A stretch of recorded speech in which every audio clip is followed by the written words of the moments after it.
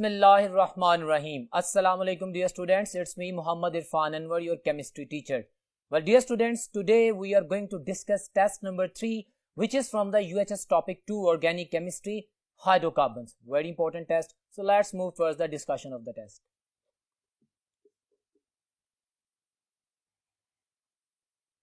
Well dear students, you can see the test in front of you. आपके सामने test है, मैं test के क्वेश्चन पढ़ूंगा. बहुत इंपॉर्टेंट टेस्ट है. तमाम हाइड्रोकार्बन्स का डाटा आपके सामने है. एलिफेटिक का, एरोमेटिक का क्वेश्चन पढ़ते हैं और उन तमाम पॉइंट्स को जो कि लेक्चर में डिस्कस किए गए थे अपने ज़हन में रखते हुए आंसर करते हैं. क्वेश्चन नंबर 51 आपके सामने है. You can see on the white board, which one of the following physical property is not shown by benzene. अच्छा जी, बेंजीन कौन सी फिजिकल प्रॉपर्टी शो नहीं करती? मैंने कहा था लेक्चर में आपने तमाम चीज़ों को याद करना, ओवरव्यू करना है. अल्फा ऑप्शन में कहता है कि it's an aromatic hydrocarbon. Correct, ये तो है. It is colourless liquid at room temperature and at 1 atmospheric pressure. बिल्कुल ठीक है. It is non flammable. It is hydrocarbon. It is flammable. It can be burn. Charlie option मेरा answer है. वो कह रहा है ये नॉन फ्लेमेबल है, ये बर्न नहीं करती. गलत कह रहा है. It burns and it burns with a sooty flame due to the high percentage of the carbon. ये दो एमसीक्यू से रिलेटेड हैं जो मैंने अभी बोले हैं. बहरहाल ये क्वेश्चन तो बहुत सिंपल था. चार्ली ऑप्शन मेरा आंसर है. मैं डेल्टा भी पढ़ लेता हूँ. कहता है it has a peculiar smell and the burning taste. सारी बातें ठीक है. चार्ली ऑप्शन गलत है. जो कह रहा है इनफ्लेमेबल नहीं है. बेंजीन इनफ्लेमेबल है. ये बर्न करती है सूटी फ्लेम के साथ. ज़र्रात होते हैं. और वो क्यों होते हैं? क्योंकि उसमें high percentage carbon to hydrogen ratio में देखें तो होती है. Percentage of carbon is maximum. So, question number next, that is 52. Alkenes are more reactive than alkanes. Yes, we know that. कहता है this is because. reason को justify करना है. Informative question है. आपको पता भी लग जाएगा कि क्यों alkenes are more reactive. So, question में alpha option पहले कहता है the pi electrons of a double bond are located much farther from the carbon nuclei. Exactly, ये हमारे पास उसके इतनी grip में नहीं होते. Side view overlap होता है. Above and below the plane उसकी density होती है. So, सही कह रहा है. ये रीजन तो है. बीटा भी पढ़ते हैं. कहता है the overlap of the atomic orbitals in forming a pi bond is not so effective as in the sigma bond. बिल्कुल ठीक. ये दोनों स्टेटमेंट्स ठीक है. हमारे पास pi bond is weaker bond than sigma bond because its electronic cloud is exposed. It is more easy to attack on the exposed pi electronic cloud, जिसकी वजह से हम कहते हैं कि alkenes are more reactive then alkanes. और ये उसका क्वेश्चन था. और अल्काइंस के हवाले से डाटा मैं अपने लेक्चर में डिस्कस कर चुका हूं. अगर कोई क्वेश्चन आता है तो वो भी डिस्कस करूंगा. बहरहाल क्वेश्चन नंबर 52 का आंसर चार्ली है. दोनों स्टेटमेंट ठीक हैं. जो चार्ली ऑप्शन है A and B, both statements are correct. Question number 53 है ethene is not used for. You know the words. मैंने कहा था कि इनकी फिजिकल प्रॉपर्टीज और इनके यूजेस बहुत इंपॉर्टेंट हैं. आपने लाजमी पढ़ने हैं क्योंकि एमडी कैट के क्वेश्चंस में ये आते हैं. सो उसने यूजेस की बात कर दी इथीन की. अब हम देखते हैं क्या कह रहा है. वो कह रहा है कौन सा यूज नहीं है. अल्फा ऑप्शन कहता है the preparation of the mustard gas. बिल्कुल जी, ये तो इसका पॉपुलर यूज है जो फर्स्ट वर्ल्ड वॉर में यूज हुई थी. Beta beta dichloro ethyl sulphide mustard gas ethene से ही बनती है. Artificial ripening of the fruits. बिल्कुल सही है. For the genuine ripening of the fruits according to your syllabus ethyne use होती है and for the artificial ripening हमारे पास इथीन यूज होती है. ये एमसीक्यू था जो मैंने बोला आपके सामने. बहरहाल ये भी ठीक स्टेटमेंट है. Charlie option. The manufacture of ethylene glycol. Exactly buyers reagent से जब रिएक्शन करते हैं तो इथिलाइन ग्लाइकोल बनता है जो कि हमारे पास बड़ा जबरदस्त यूज है उसका एंटी फ्रीजिंग एजेंट के तौर पे. सारे यूजेस हैं.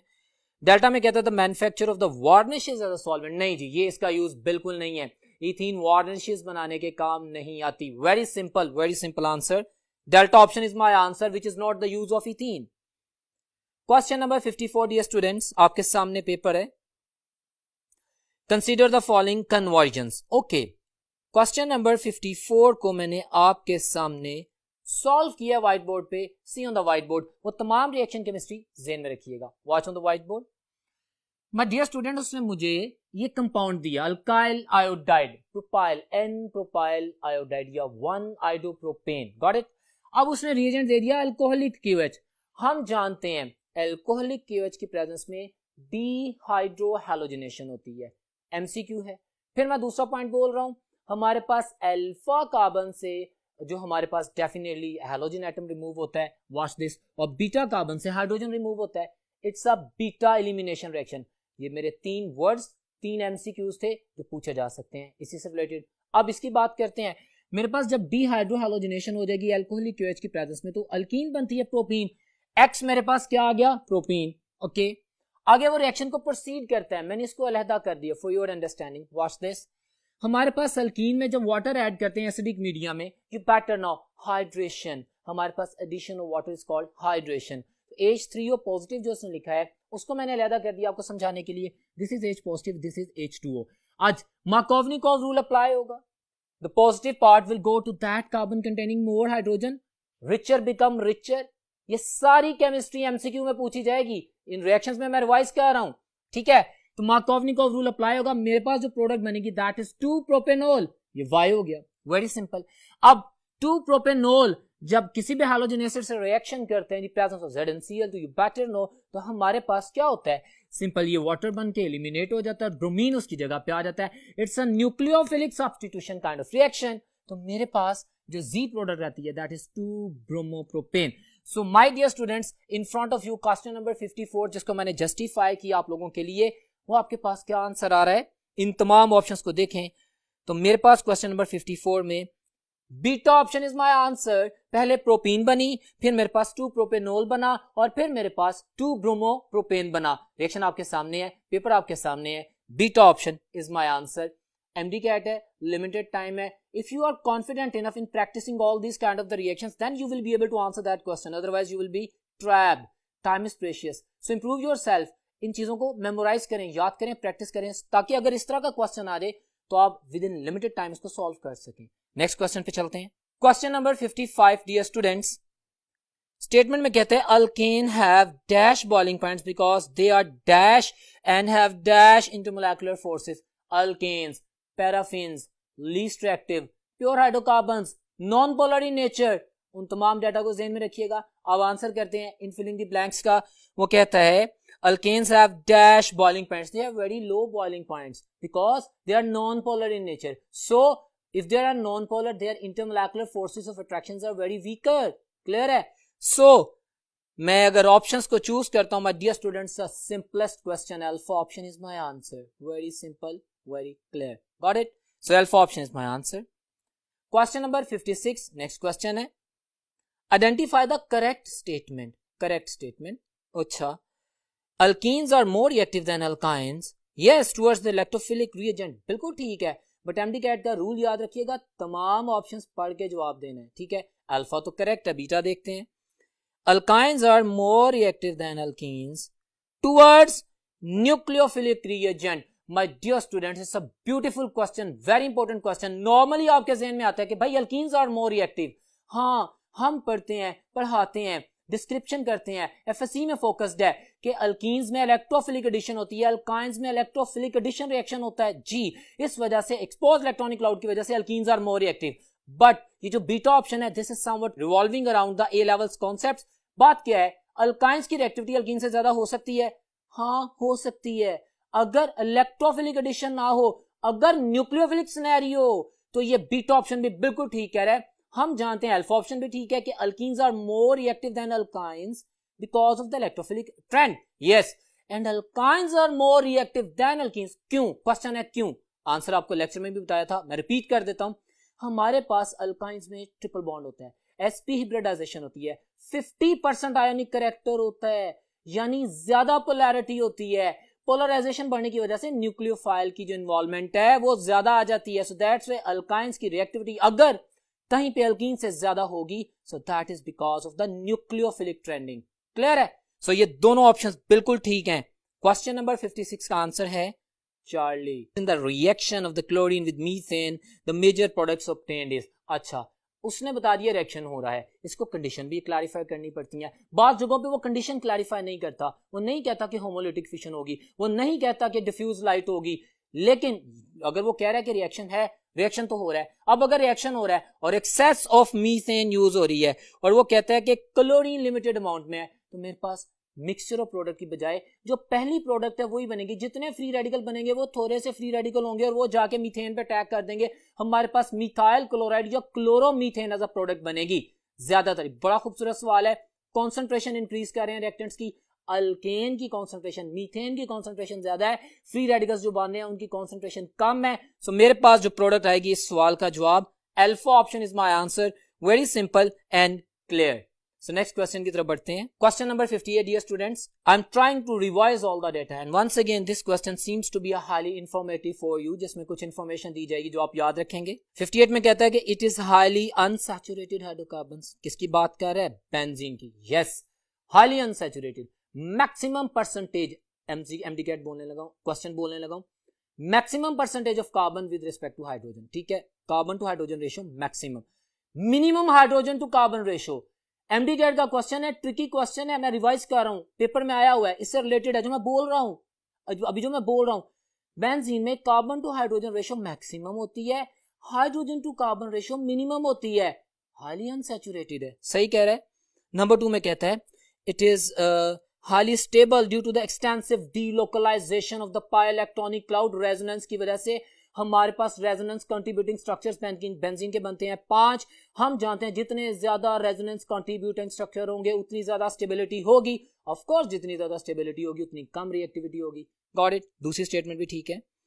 नंबर 3 पे बोल रहा है the word benzene comes from the exactly gum benzoin, ये उसका ओरिजिन था। बिल्कुल सही स्टेटमेंट है, इस वजह से उससे डिराइव किया गया, नेचुरल प्रोडक्ट थी।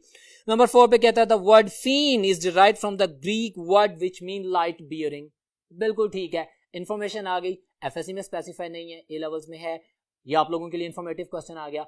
ये चारों स्टेटमेंट्स बिल्कुल ठीक हैं। उसका क्वेश्चन था which one of the following is correct. So delta option is my answer, all 4 statements are correct. Informative question था। नेक्स्ट चलते हैं क्वेश्चन नंबर 59 पे डियर स्टूडेंट्स। कहते हैं cold electrolysis method is not used to prepare. My dear students, cold electrolysis is used to produce ethane and ethene and ethane also. Correct. क्यों? हम जानते हैं कि हमारे पास सिर्फ रिएक्टेंट चेंज होता है। आपको लेक्चर याद होगा, अगर मैं salt of the saturated monocarboxylic acid use करता हूं, अल्केन्स बनते हैं। Salt of saturated dicarboxylic acid use करता हूं तो अल्केन्स बनते हैं। Salt of unsaturated dicarboxylic acid use करता हूं तो इथाइन बनता है। Got it. मीथेन नहीं बनता, मीथेन की लिमिटेशन है, कोल्ड इलेक्ट्रोलिसिस की लिमिटेशन है कि मीथेन नहीं बनाता। क्यों? क्योंकि एक और एमडीकेट का एमसीक्यू आपसे बोलने जा रहा हूं, cold electrolysis is used to produce the symmetrical alkanes, alkenes और अल्काइंस। तो मीथेन इससे नहीं बन सकता, इसमें मिनिमम फ्री रेडिकल होगा तो उसको पार्टनर तो चाहिए होगा ना जिसके साथ ये मिलेगा। सो मीथेन नहीं बनता। पॉपुलर क्वेश्चन है, delta option is my answer. Clear है। सो नेक्स्ट क्वेश्चन की तरफ बढ़ते हैं। बहुत अच्छा पेपर आप लोगों के सामने। नेक्स्ट क्वेश्चन की तरफ बढ़ते हैं। क्वेश्चन नंबर 60 आपके सामने है। Consider the following statement about the hydrocarbons. अच्छा देखते हैं। सैचुरेटेड हाइड्रोकार्बन्स अल्केन्स हैं। जी सही कह रहा। आगे कहते हैं carbon atoms are bonded by the single covalent bond. अच्छा ठीक है। उसके बाद बात करते हैं unsaturated open chain hydrocarbons alkenes and alkynes. जी open chain alkenes and alkynes हैं। और स्टेटमेंट कह रहा है the carbon chain which contains the carbon carbon multiple bonds. Multiple bond mean double bond और ट्रिपल बॉन्ड भी हो सकता है। तो स्टेटमेंट ठीक है। जब भी हमने एमडीकेट में किसी क्वेश्चन को पढ़ना है तो हमने उसकी दोनों स्टेटमेंट्स को ध्यान से पढ़ना है ताकि कहीं उस पर कोई मिस्टेक है कि नहीं है क्लियर हो जाए। तो अभी तक दोनों स्टेटमेंट्स तो मेरे पास ठीक आ रही हैं। नंबर 3 में कहता है the saturated cyclic hydrocarbon cycloalkanes की बात कर रहा है और कहता है carbon atoms are bonding in the form of ring. Correct. Aromatic hydrocarbons contain benzene as the parent member। बिल्कुल ठीक कह रहा है। ये चारों स्टेटमेंट्स को अब क्वेश्चन क्या करता है, which of the above statement is correct? They all are correct. They all are correct. Informative question. Delta answer मेरा ऑप्शन है 1 2 3 चारों स्टेटमेंट ठीक है and 4B। Question number 61 dear students. Complete combustion of CH4 gives. Popular complete combustion किसी भी hydrocarbon की complete combustion excess supply of oxygen में क्या जनरेट करती है? Carbon dioxide water. और इनकम्प्लीट कंबस्शन में कार्बन ब्लैक भी बनता है, कार्बन मोनोऑक्साइड भी बनता है। यहाँ पे कंप्लीट कंबस्शन की बात की गई है। Simple, without wasting your precious time, alpha is my answer, carbon dioxide and water. Question number 62, which of the following statement about alkene and arenes is incorrect? You know what are arenes? मैंने कहा था benzene aromatic compound. फिर मैंने arenes की description दी थी कि एक benzene होता है, फिर एक डिराइव्ड बेंजीन होता है, उसके साथ कुछ सब्स्टिट्यूएंट लगा होता है। अगर बेंजीन रिंग के साथ कोई सब्स्टिट्यूएंट लगा हो तो उसको हम एरीन्स बोलते हैं। ठीक है। तो ये अब एरोमेटिक और एलिफेटिक की केमिस्ट्री का कुछ क्वेश्चन का एक टेबल बनाया हुआ है। देखते हैं क्या क्वेश्चन करता है। अल्फा ऑप्शन में कहता है लेस स्टेबल एल्कीन्स और एरीन्स मोर स्टेबल, इन दोनों का कंपैरिजन बिल्कुल ठीक है, हमने इनकरेक्ट को देखना है। बीटा ऑप्शन में कहता है लोकलाइज्ड बाय इलेक्ट्रॉनिक क्लाउड, उस पे डी लोकलाइज्ड ठीक कह रहे हैं। चार्ली में कहता है electrophilic addition reaction in alkenes and alkynes, yes, और वहां पे इलेक्ट्रोफिलिक सब्स्टिट्यूशन रिएक्शन, बिल्कुल स्टेटमेंट्स, इंफॉर्मेशन मिल रही है, रिवीजन हो रही है, तीनों स्टेटमेंट अभी तक बिल्कुल ठीक है, गॉट इट। डेल्टा में कहता है the pi electrons are less exposed, well my dear students ये गलत है। अल्कीन्स में वो जो स्टेटमेंट कह रहा है ना इनकरेक्ट ढूंढे, वो मेरा डेल्टा आंसर है। पाई इलेक्ट्रॉन्स अल्कीन्स में मोर एक्सपोज्ड है, इसी वजह से तो उन पे अटैक हो जाता है। आपके ज़हन में क्वेश्चन आ रहा होगा कि बेंजीन रिंग में भी तो एक्सपोज्ड है, इलेक्ट्रॉनिक क्लाउड की शीफ है, भाई वो एक्सपोज कंपैरेटिव टू अल्कीन कम है, क्योंकि वहां पे जो इलेक्ट्रॉनिक क्लाउड है that is being trapped in the 6 carbon atom which are present in the ring, वो इतना एक्सपोज नहीं है बेंजीन में इलेक्ट्रॉनिक क्लाउड जितना अल्कीन्स में होता है। तो ये डेल्टा ऑप्शन मेरे पास जो है वो गलत है, उलट कह रहा है। Next question, question number 63, during the nitration of the benzene a nitro group, अच्छा सब्स्टिट्यूट्स एटा, ठीक है, उतारे carbon atom, which one of the following statement gives the arrangement of the bonds at this carbon atom during the reaction. Well dear students इसको मैंने solve भी किया, पहले मैं आंसर देता हूँ, जुबानी बोलता हूँ, फिर आपको मैं दिखाता हूँ कि क्या रीजन है। टेबल दे दिएगा, उसने मुझसे कहा कि मुझे बताएं कि which gives the arrangement of the reaction, तो मैं इसकी चार्ली ऑप्शन को चूज कर रहा हूं जो मेरा आंसर है। कैसे? See on the white board. Question number 63, benzene है, कोई भी electrophile, strong electrophile benzene ring is being substituted by a strong electrophile, electrophilic substitution, strong से, ठीक है। इसके ऊपर अटैक करता है तो हमारे पास सिग्मा कॉम्प्लेक्स बनता है। माय डियर स्टूडेंट आप जानते हैं ना regular hexagonal planar structure of the benzene, जी, तमाम कार्बन sp2 हिब्रिडाइज्ड, जी, प्लेनर भी है और हेक्सागोनल भी है, रेगुलर भी है, ठीक है। जब अटैक हो जाता है तो एक अंडर अटैक कार्बन वो सारे बॉन्ड सिग्मा बॉन्ड बना रहा होता है। मैंने लेक्चर में बताया था जैसे सिग्मा कॉम्प्लेक्स, इस वजह से इसको सिग्मा कॉम्प्लेक्स कहते हैं, क्योंकि ये जो अंडर अटैक कार्बन है ये सारे बॉन्ड सिग्मा बॉन्ड बना रहा है, यहीं पे रुकते हैं। कार्बन 4 के 4 सिग्मा बॉन्ड, कार्बन 4 के 4 सिंगल बॉन्ड, कार्बन के 4 के 4 जब सिंगल बॉन्ड होंगे तो हिब्रिडाइजेशन sp3, sp3 हिब्रिडाइजेशन की ज्योमेट्री क्या होती है? टेट्राहेड्रल, और टेट्राहेड्रल जो है वो नॉन प्लेनर हो जाती है। तमाम डाटा मैंने रिलेटेड लिख दिया। हाँ ये प्लेनर है, प्रोडक्ट प्लेनर है, रिकवर करता है बेंजीन रिंग, सब्स्टिट्यूशन हो जाती है, लेकिन जो इंटरमीडिएट बनता है जो कि समवट स्टेबल इंटरमीडिएट है, you know sigma complex is somewhat stable intermediate, क्योंकि इसमें भी वो इलेक्ट्रॉनिक क्लाउड रेजोनेट करता है, ठीक है। बहरहाल ये प्रोडक्ट बन जाती है, रिकवर हो जाता है। तो ये जो सिग्मा कॉम्प्लेक्स है ये नॉन प्लेनर है, इसमें under attack carbon tetrahedral geometry बनाता है, और वो वाला कार्बन जो अंडर अटैक है उसकी हिब्रिडाइजेशन sp3 होती है। अब आपको समझ आया कि मेरा चार्ली आंसर क्यों है। So Charlie option is my answer. Question number 64 की बात करते हैं।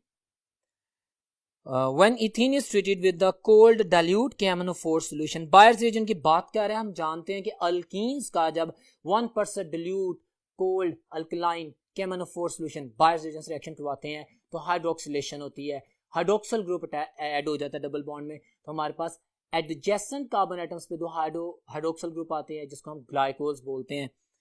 तो अगर उसने नाम ले दिया यहाँ पे क्लियर, उसने इथीन की बात की है, तो alpha option is my answer 1,2 ethane diol, got it. इसको इथाइलिन ग्लाइकोल भी कहते हैं। Alpha option very simple. Next question पे चलते हैं। क्वेश्चन नंबर 65 है, toluene on oxidation by the acidified, ठीक है, KMnO4 plus K2Cr2O7। My dear students revise करें, मैंने आपको लेक्चर में बताया था कि benzene ring is not affected by weak oxidizing agents. हाँ, फिर मैंने लेक्चर में बताया था कि benzene ring is not affected by strong oxidizing agents also. ये strong oxidizing agent potassium dichromate या potassium permanganate in the presence of H2SO4 strong है, लेकिन फिर भी ये बेंजीन रिंग को कुछ नहीं कह सकते। मैंने लेक्चर में बताया था कि benzene ring is destroyed by very strong oxidizing agent like V2O5, clear है।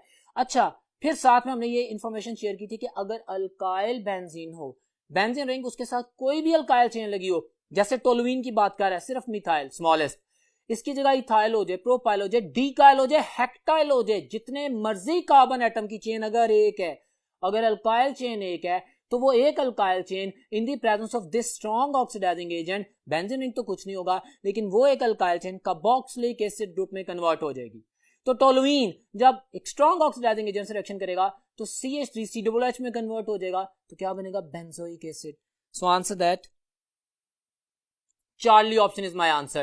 But dear students I am telling you again, अगर इथाइल बेंजीन होता तो भी बेंजोइक एसिड, अगर मेरे पास एन प्रोपाइल बेंजीन होता तो भी बेंजोइक एसिड बनता है, एक्स्ट्रा कार्बन कार्बन डाइऑक्साइड और वाटर में कन्वर्ट हो जाते। क्लियर है, याद रखिएगा। हाँ, अगर दो अल्काइल चेन्स होती तो दो अल्काइल चेन्स रिलेटिवली अपने अपने COOH में कन्वर्ट हो जाती, जैसे थैलिक एसिड बन सकता है हमारे पास। Got it? So this is important. 65 का आंसर चार्ली है। Question number 66, which of the following statement is incorrect? Negative question ध्यान से करना होता है। About the atomic orbital treatment of the benzene देख लेते हैं। अल्फा में कहता है each carbon atom in benzene is sp2 hybridized, ठीक कह रहे हैं। ईच एंगल इज 120 डिग्री, ठीक कह रहे हैं।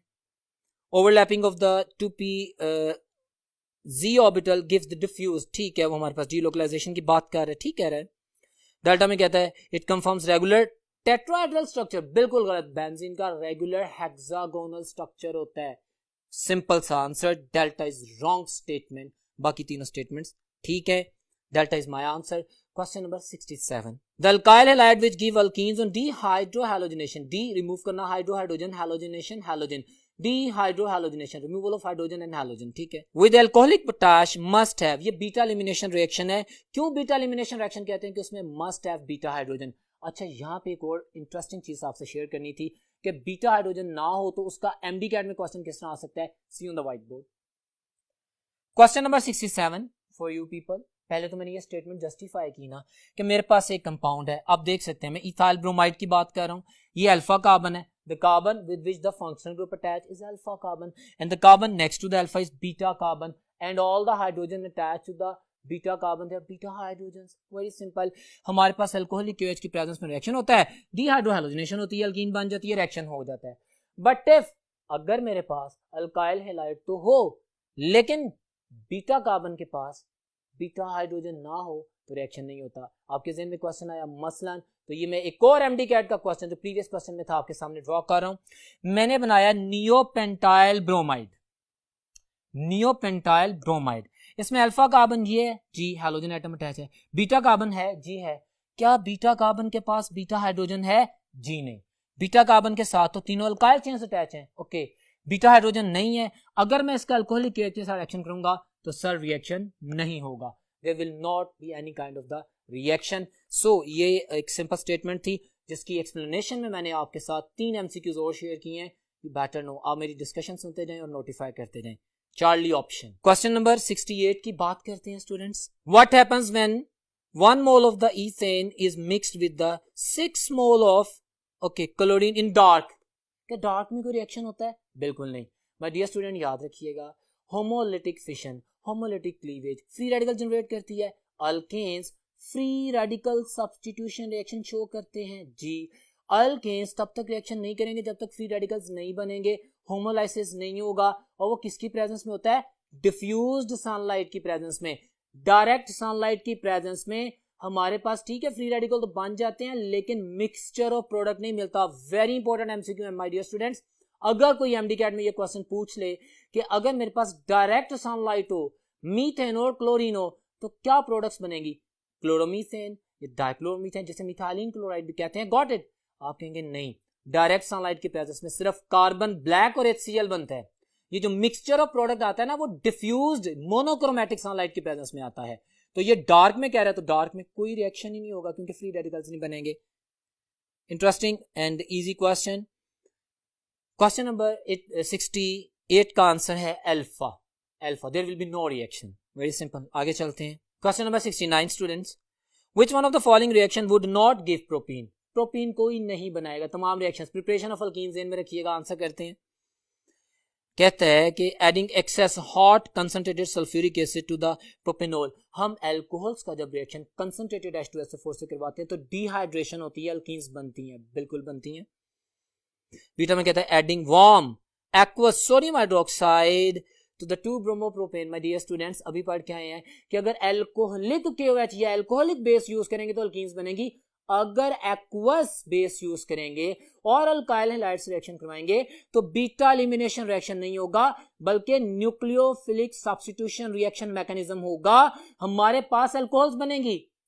ये वर्ड याद रखिएगा, ये मैकेनिज्म्स याद रखिएगा। एमडी कैट में मैकेनिज्म पूछा जाता है, जैसे मैं बार बार बोल रहा हूं कि एक्वस KOH की प्रेजेंस में न्यूक्लियोफिलिक सब्स्टिट्यूशन रिएक्शन होगा, उसमें अल्कोहल्स बनेंगी अगर हम अल्काइल हैलाइड यूज कर रहे हैं, और अल्कोहलिक KOH की प्रेजेंस में beta elimination reaction mechanism follow होगा, तब अल्कीन्स बनेगी।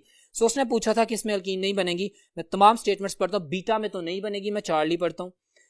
कहते हैं adding warm ethanol sodium hydroxide, जी बिल्कुल बनेगी, यही तो बताया। और डेल्टा में भी मेरे पास अल्कीन बनेगी, सारी बात है, अल्कोहल में हम उसको डिहाइड्रेट कर रहे हैं। So my dear students, question number 69 का आंसर बीटा है। बीटा में हमारे पास अल्कीन्स नहीं बनेगी।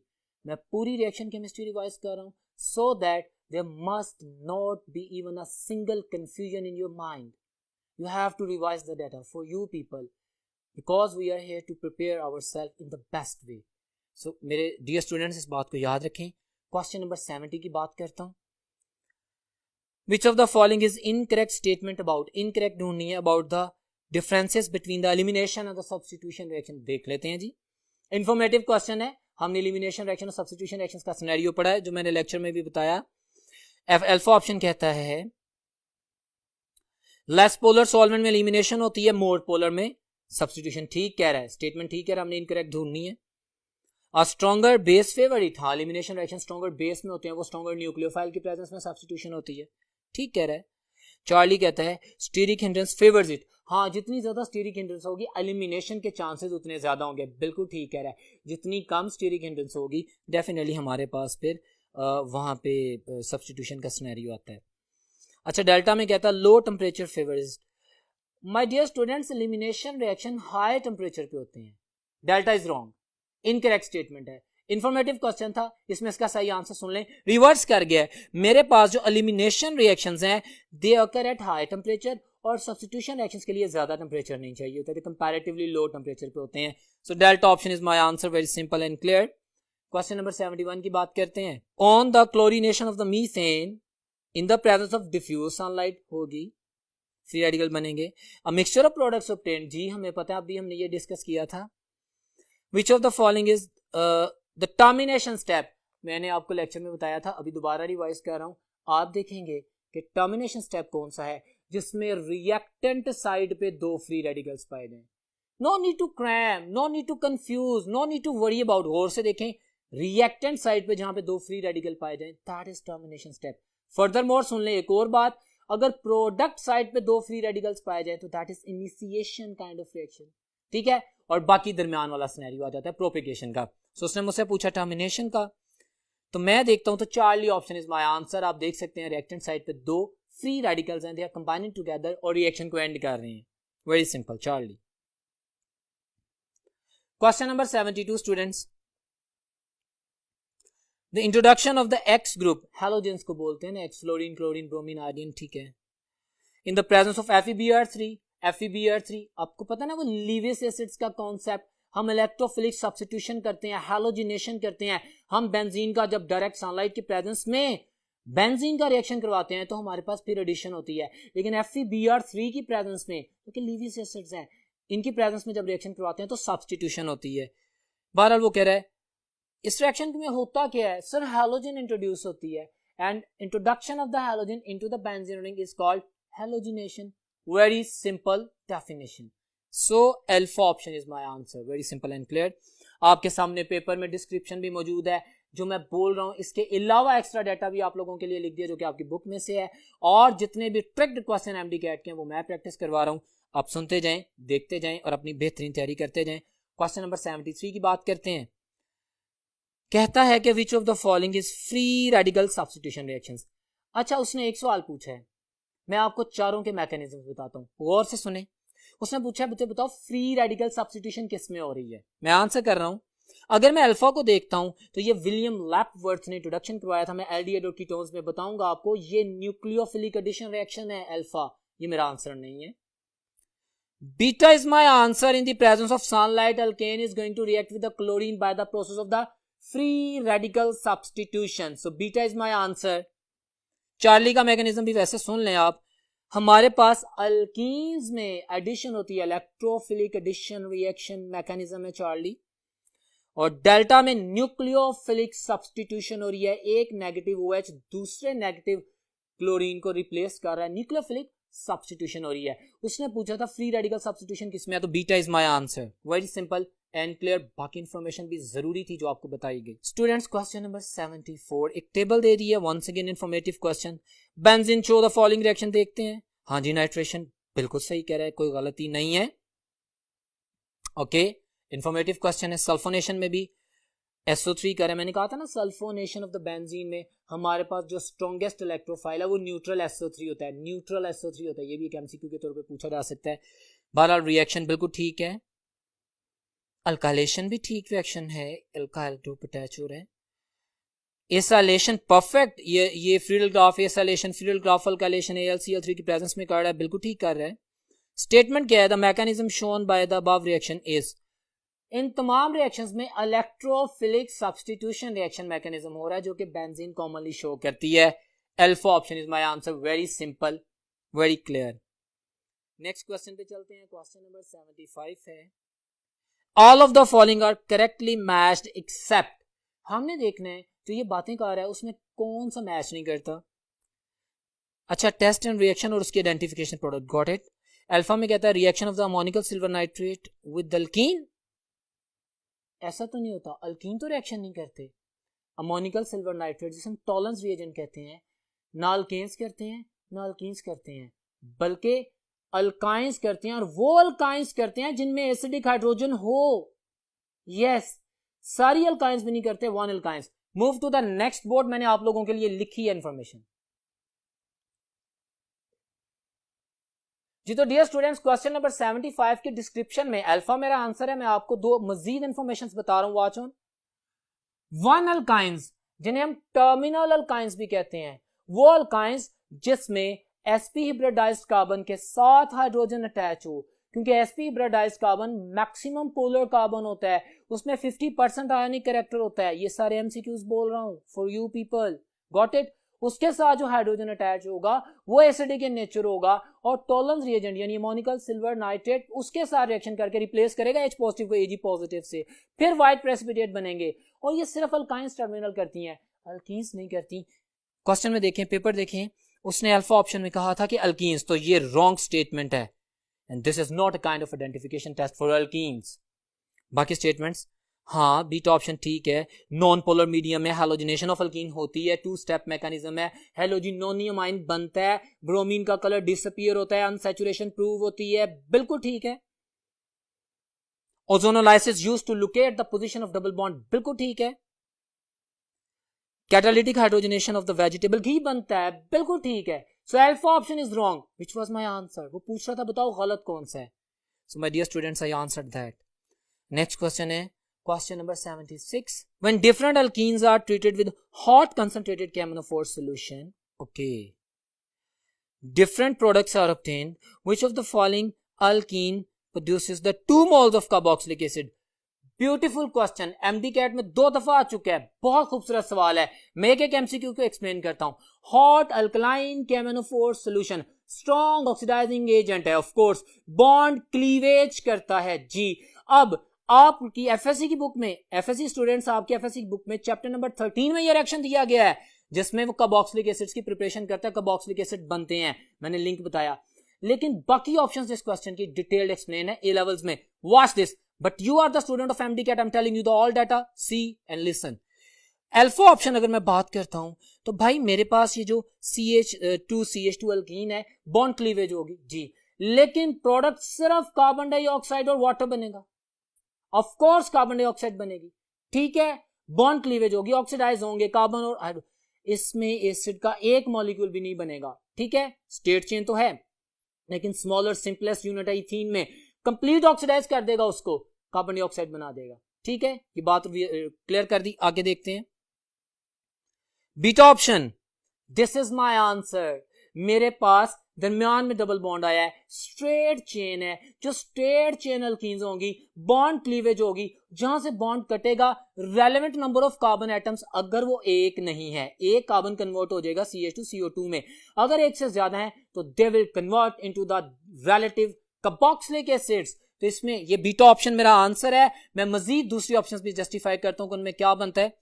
अगर मैं चार्ली ऑप्शन देखता हूं तो चार्ली ऑप्शन में देखिए ब्रांच्ड स्ट्रक्चर है, हमारे पास बॉन्ड क्लीवेज होगी, ऑक्सीडेशन होगी और कीटोन्स बनेंगे।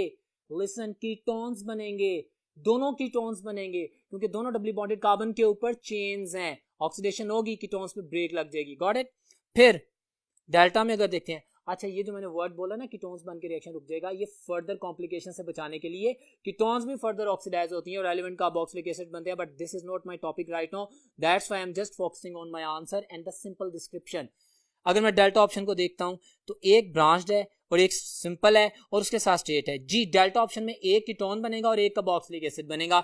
उसने पूछा था किसमें 2 मोल कार्बोक्सिलिक एसिड्स बनेंगे, तो beta option is my answer. I hope you get my point, important था। नेक्स्ट क्वेश्चन पे चलते हैं। क्वेश्चन नंबर 77 है a substance which deactivates the aromatic ring to the further substitution meta directing. Ortho para director की बात हो रही है, electron donating ring activators, electron withdrawing ring deactivators in the meta director, वो सारी केमिस्ट्री ज़हन में रखिएगा जो लेक्चर में बात की थी। कहता है which of the following is strongly deactivating. Strongly deactivate हमें पता है, हमने मेमोराइज किया है। अगर मैं अल्फा देखता हूं तो chlorine, yes, halogens are deactivators, but ये इसमें भी एक और एमडी कैट का एमसीक्यू सुन लें, halogens are deactivator but they are ortho and para director. You know why? Because of the induction, because of the inductive effect. exceptional case है, halogens deactivator हैं लेकिन ortho para director हैं। ठीक हो गया, तो ये बहरहाल deactivator है, ये मेटा डायरेक्टर की केमिस्ट्री में नहीं आ रहा। हाइड्रोक्सल ग्रुप हम कहते हैं कि अगर एक स्ट्रॉन्ग एटम रिंग के साथ अटैच है और उस strong atom, strong electronegative atom के साथ वीकर एटम अटैच है तो उससे इलेक्ट्रॉन छीन के रिंग को दे देगा, वो एक्टिवेटर है, ये ऑर्थो पैरा डायरेक्टर है। तो बीटा भी मेरा आंसर नहीं है। चार्ली में सिंपल बेंजीन है and aniline is my answer.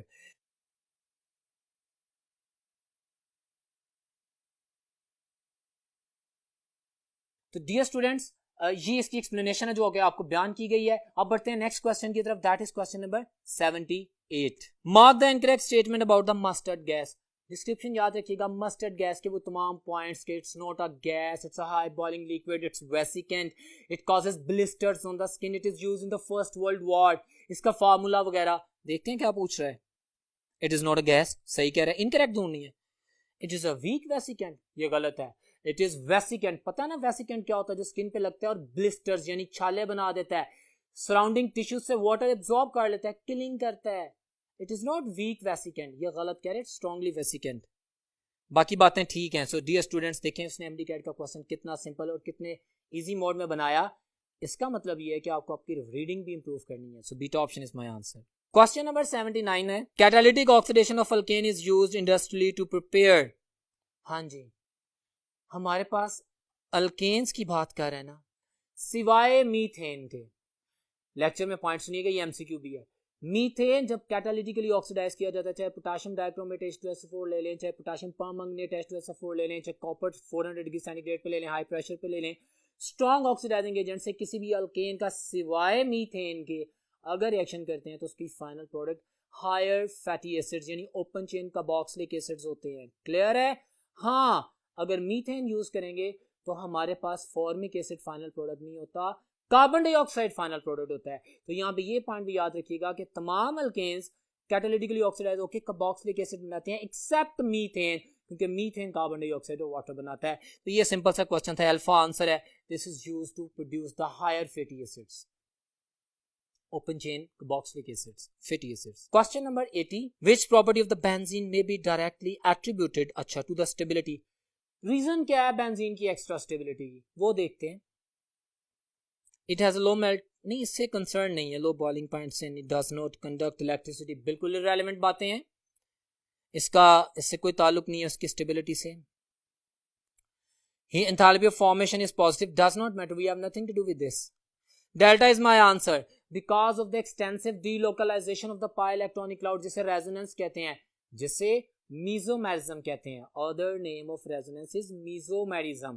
Clear है? इसके 5 मीजोमेरिक स्ट्रक्चर यानी रेजोनेंस कंट्रीब्यूटिंग स्ट्रक्चर होते हैं, उस रेजोनेंस की वजह से ये एक्स्ट्रा स्टेबल होता है। It's very simple question, delta option is my answer. Question number 81 है among the following compounds that can be most readily nitrated is। भाई उसमें कुछ कंपाउंड दिएंगे, बेंजीन की केमिस्ट्री ज़हन में रखिएगा, इलेक्ट्रॉन डोनेशन की, इलेक्ट्रॉन विथड्रॉइंग की, ठीक है। उसने 4 एग्जांपल्स दे दिए, कहता है बताओ इनमें से कौन सा मॉलिक्यूल ज्यादा रिएक्शन करेगा, चाहे वो नाइट्रेशन हो, चाहे वो सल्फोलेशन हो, चाहे वो कोई भी रिएक्शन हो, सेकेंड रिएक्शन जो भी हो, हमने स्ट्रक्चर देखना है। See on the white board. Question number 81, benzoic acid का स्ट्रक्चर आपके सामने है। हम जानते हैं कि benzoic acid is electron withdrawing, ये इलेक्ट्रॉन डेंसिटी को कम करता है। बेंजीन पे अटैक कौन करेगा? स्ट्रॉन्ग इलेक्ट्रॉन लवर, इलेक्ट्रोफाइल, जिसके पास इलेक्ट्रॉन की डेफिशिएंसी है, वो इलेक्ट्रॉन लेने आएगा ना। अगर वो इसको देखेगा तो इधर तो कोई इलेक्ट्रॉन नहीं पड़ा, बहुत कम इलेक्ट्रॉन पड़े हुए हैं क्योंकि इलेक्ट्रॉन विथड्रॉइंग ग्रुप आ गया था। अच्छा, यहां पे जाएगा तो ये भी डीएक्टिवेटर है। Halogens are deactivator, but due to the inductive effect, they are ortho-para-director. इसमें इलेक्ट्रॉन डेंसिटी कम होगी लेकिन इससे थोड़ी ज्यादा होगी। अच्छा, दोनों का कंपैरिजन आ गया। बेंजीन का तो स्टैंडर्ड है। ये मेरा आंसर है एनिलीन, क्योंकि मेरे पास जो एमाइनो ग्रुप है, amino group donates the electronic cloud to the ring, it activates the ring. सबसे ज्यादा इलेक्ट्रॉन इधर मिलेंगे उसे, और जारी बात है जो इलेक्ट्रॉन लवर है, जो इलेक्ट्रॉन लेने आया है, वो वहां पे जाएगा ना जहां पे ज्यादा इलेक्ट्रॉन है। So what is my answer? Very simple. ये तमाम डिस्क्रिप्शन मैंने इसलिए की है कि अगर यूनिट चेंज भी कर दे, सब्स्टिट्यूएंट अलग भी कर दे, तो आप इसको कॉन्फिडेंटली आंसर कर सकते हैं। So answer is the aniline delta option. Question number 82 की तरफ बढ़ते हैं, पेपर आपके सामने है। Which of the following reagents could best be used to distinguish between one hexene and methyl benzene? अच्छा, देखते हैं। 1-हेक्सीन अमोनिक, ये जो बात कर रहा है ना टॉलरेंस रिएजेंट का कॉम्प्लेक्स बना के, बिल्कुल नहीं, ये नहीं करेगा, बल्कि ये सिल्वर कॉम्प्लेक्स अमीन का बन रहा है, नहीं, ये रिएक्शन नहीं करता। ब्रोमीन इन CCl4, जी ये रिएक्शन यूज होगा क्योंकि ब्रोमीन का reddish brown, orange brown colour जो है डिसअपीयर हो जाएगा जब वो अल्कीन के साथ रिएक्शन करेगा इन the presence of a non polar solvent like CCl4 जो कि इसने दिया है। 1-हेक्सीन रिएक्शन कर लेगा, लेकिन मिथाइल बेंजीन टोलुइन रिएक्शन नहीं करेगा। हमने डिस्टिंग्विश जब करना हो तो स्टूडेंट याद रखिएगा, हमने वो ऑप्शन चूज करनी होती है जिसमें एक पार्टनर रिएक्शन कर ले और दूसरा पार्टनर रिएक्शन ना करे। सो बीटा इज माय आंसर। मैं बाकी भी देखता हूं। आयोडीन इन सोडियम हाइड्रोक्साइड सॉल्यूशन नहीं। 2,4-डाइनाइट्रोफिनाइल हाइड्रोजन बिल्कुल इररिलेवेंट है। Beta option is my answer. Next question, question number 83, which of the following method is not used to prepare alkenes? अच्छा, डिहाइड्रेशन ऑफ एल्कोहल्स, ठीक है, अल्कीन बनती हैं। Dehydro halogenation of alkyl halide, बिल्कुल बनाई है हमने alkenes in the presence of alcoholic KH। Dehalogenation of the vicinal dihalides, जी अल्कीन्स बनती हैं in the presence of polar solvent, zinc metal dehalogenation करती है जी। In the dehalogenation of tetrahalides, see on the white board, tetrahalide से क्या बनता है? See on the white board. Question number 83, टेट्राहेलाइड मतलब लेट सपोज कोई भी नंबरिंग आ जाएगी तो ये एडजेसेंट कार्बन एटम्स पे 4 हैलोजन एटम्स हैं हमारे पास। ये रिएक्शन 2 स्टेप में होगा। पहले में एक जिंक आएगी, जिंक ब्रोमाइड बना देगी, फिर दोबारा जिंक आके जिंक ब्रोमाइड बना देगी। एक दफा डिहाइलोजिनेशन होगी, एक बॉन्ड ऐड होगा, फिर दूसरा बॉन्ड ऐड होगा, हमारे पास ट्रिपल बॉन्ड अल्काइंस बनती हैं। उसने पूछा कौन सा रिएक्शन अल्काइन बनाता है, कौन सा रिएक्शन अल्कीन नहीं बनाता। क्वेश्चन नंबर 83 का आंसर डेल्टा है। Very simple. नेक्स्ट क्वेश्चन, और ये देखें सारी केमिस्ट्री आप लोगों के लिए पेपर पे भी ड्रॉ कर दी गई है for your understanding. Question number 84, alkenes containing dash carbon atom as in the liquid state. My dear students, मैंने लेक्चर में आप लोगों को एक टेबल बताया था, मैं रिवाइज कर देता हूँ। मेरे पास ये फिजिकल प्रॉपर्टीज के इस तरह के एमडी कैट के क्वेश्चंस को आंसर करने के लिए बहुत यूजफुल है। सुने, अल्केन्स की बात करता हूँ। अल्केन्स C1 से C4 तक गैसेस होती हैं। अल्केन्स C5 से C17 तक लिक्विड होते हैं। अल्केन्स C18 से ऑनवर्ड सॉलिड होते हैं। अल्कीन्स C2 से C4 तक गैसेस हैं, C5 से C15 तक लिक्विड हैं और C16 से ऑनवर्ड सॉलिड हैं। अल्काइंस C2 से C4 तक गैसेस हैं और फिर C5 से C12 तक लिक्विड्स हैं और उसके आगे सॉलिड्स हैं। तो उससे रिलेटेड क्वेश्चन है, how can you answer that? तो मेरे पास जो ऑप्शन आती है, my dear student, that is Charlie option. Very simple, accurate, C5 से C15। Next question, question number 85, when excess methane is treated with the chlorine, ये repeat हुआ, excess methane and the chlorine, ठीक है। halogenation, the mixture of halogenation are obtained, हाँ जी हमें पता है। condition for the reaction is, क्या condition है जिसके ऊपर मैंने टेस्ट के स्टार्ट में भी डिबेट की थी? there must be a condition for the homolysis, for the homolytic fission of the halogen, so that we can generate the free radical which are going to substitute the free radical substitution mechanism. Diffused sunlight, direct नहीं, darkness नहीं, diffused sunlight या ultraviolet light आप use करेंगे. So मैं अगर options को देखता हूँ माय डियर स्टूडेंट्स, तो Charlie option is my very suitable most answer. Well dear student, that was all about the today's test. I hope कि इस टेस्ट में आपने मैक्सिमम लर्निंग की होगी, रिवीजन किया होगा डाटा, आप बेहतरीन तैयारी करेंगे. इंशाल्लाह नेक्स्ट टेस्ट में मुलाकात होती है, तब तक अल्लाह हाफिज़.